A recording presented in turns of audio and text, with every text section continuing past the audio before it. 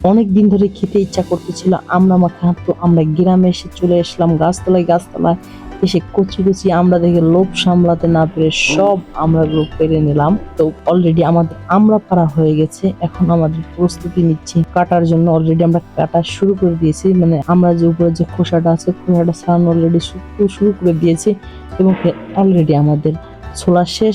ধোয়ার জন্য পানি দিলাম, পানি দিয়ে ভালো করে ধুয়ে নিলাম। ধোয়ার পরে এবার আমাদের মিশন হচ্ছে কুচানোর পালা।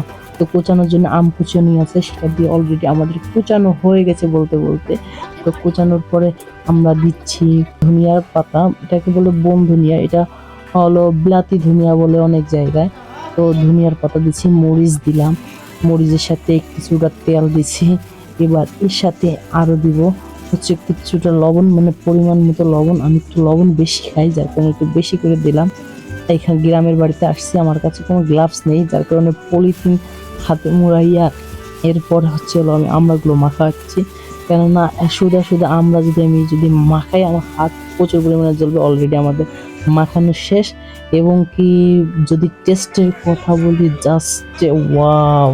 মনে করেন যে আমরা অনেকে ফালি ফালি করে কেটে কেটে খাই, তবে ফালি ফালি করে কেটে খাওয়ার থেকে এটা খাওয়া আরো বেশি মজা, খেতে আসলে অসাধারণ। সবাইকে ভাগ করে দিচ্ছি অল্প অল্প করে। তো আজকের ভিডিও এই পর্যন্ত। পরবর্তী ভিডিও দেখার জন্য অবশ্যই আমার চ্যানেলটিকে সাবস্ক্রাইব